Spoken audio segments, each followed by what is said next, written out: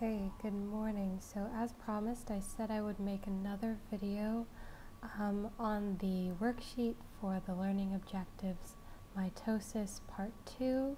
The first video that I posted focused on the learning objectives from the cell cycle all the way through the control of the cell cycle, and this video will focus on the subsections of the control of the cell cycle and then introduction to cancer. Okay, so the control of the cell cycle. So describe the events at the three cell cycle checkpoints, G1, M, and G2. Okay, so it's important to note that G1 and G2, those checkpoints, are within interphase. Interphase is the precursor to mitosis. So there's no cell division within interphase. G1 and G2 ensure that before the cell divides, that it goes through these certain checkpoints. M is where the cell is already dividing. Okay, so that's something important to note. The G1 checkpoint is generally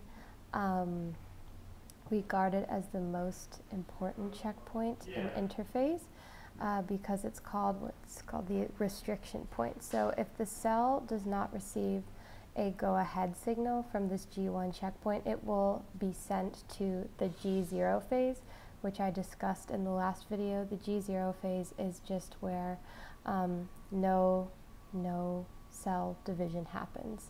And so when there are errors within this checkpoint, you have cells that are going to divide that are not supposed to divide, but we'll get into that in a moment. So the M checkpoint, I believe it's between metaphase and anaphase. So if you remember, the sequential order of mitosis is there's prophase, first there's interphase, right, but that's before mitosis. So interphase, prophase, prometaphase, metaphase, anaphase, telophase. And so metaphase is responsible for all the chromosomes lining up on that mitotic plate, and then anaphase is where the spindle fibers are going to pull them apart. So that checkpoint is located between metaphase and anaphase, so it ensures that all of the chromosomes are properly attached to the spindle fibers. Errors within this can result in abnormal chromosomal separation, and that's called non-disjunction. Okay. It's obviously more detrimental in gametes, which is meiosis. However, incorrect chromosomal separation is obviously detrimental because you have weird things that will go on. Okay, so that's what happens at the M checkpoint. The G2 checkpoint, that is just going to be responsible for making sure that all the DNA is replicated, and if there was any DNA damage, that it has been repaired appropriately. So also very important. Okay, so the next subpoint of control of the cell cycle asks to describe how growth factors promote cell division. So growth factors are molecules within cells that promote cells to grow and divide. So pretty self-explanatory, but obviously a growth factor is going to promote growth because there's they're cell signaling molecules, so they'll signal to the cells that they need to grow. Okay, so the next subpoint of control of the cell cycle is describe how cell density and anchorage dependence can control cell division. So cells, ideally healthy cells, respond to these certain cell signaling molecules, or the better term would be cell signaling conditions, right? So let's say a cell is dividing in this particular tissue, right? It's going to, the amount of cell division that happens is going to be relatively dependent on how many cells are concentrated in that area, because obviously you only want so many cells in certain parts of tissue, right? And anchorage dependence is that cells divide better when they are attached to a, I don't know if substrate is the right word, but kind of a substance of some kind. So cell density, cells can kind of tell based on like how many cells are concentrated in that area. They can vary their division based on that.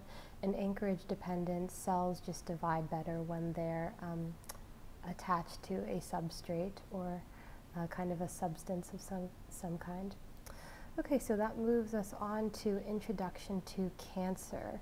And so that is the section below control of the cell cycle on the mitosis worksheet. Okay, so describe how the loss of cell cycle control leads to the development of cancer. Okay, so as we discussed in control of the cell cycle, the cell checkpoints are very important for healthy cell development, especially the G1 checkpoint, because that will signal to cells whether or not they should continue on to mitosis to divide, or if they should be separated into G0, which is the non-division kind of part of the cell cycle. And so if there's a loss of control within G1, you will have cells being sent to mitosis that are not meant to be sent to mitosis, right? In addition, if you have damage or some kind of error within the G2 checkpoint, you could have cells that are non-functional that are being sent on to mitosis to divide. But particularly G1 is going to result in rapid cell division. That should not really be happening, and that's what cancer is. It's rapidly dividing cells that are uncontrolled. Okay, so malignant transformation. Essentially, right, so a malignant tumor is when cells from rapidly dividing cells concentrated in one kind of tissue will metastasize, right? So they will invade neighboring tissues via the circulatory system and go to other sites, right? So for those of you that are unfamiliar with the circulatory system, it is a system throughout the body. We have a variety of systems, but the circulatory system is responsible for the movement of blood throughout the body, and so that is a very convenient route for cancer cells to go, because they just follow that natural trajectory of blood to various types of tissues, right? Because tissues need to be oxygenated, and so that's how cancer cells will move to other types of tissues. And so the difference between a benign and malignant tumor: benign is when all of the cells are kind of concentrated in this one area, there's no movement. Malignant tumors are when cells will metastasize. The next subpoint asks us to define metastasis. I just discussed this, but it's when cancer cells will use the circulatory system to move to other parts of tissue. Okay? Okay, our next subpoint is describe how traditional cancer treatments focus on disruption of the cell cycle, but are also harmful to other dividing cells. Okay, so the cancer treatments that we have now, they focus on disrupting the cell cycle checkpoints to halt all cell division. However, these therapies are non-discriminatory, so they don't target specific types of cells, which results in cells, normal healthy cells, not being able to divide, and that's why you'll have hair loss and kind of nausea, because hair cells and digestive cells are being disrupted by these therapies that are non-discriminatory. Describe how newer treatments target cancer cells. Newer treatments, specifically immunotherapy, they focus on boosting the body's natural immune system, and they are discriminatory, so they don't get rid of all healthy dividing cells, but they focus specifically on cancer cells. And so that is the end of the learning objectives for the worksheet for Chapter 8.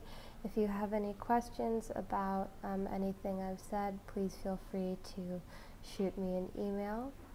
And best of luck studying for the exam.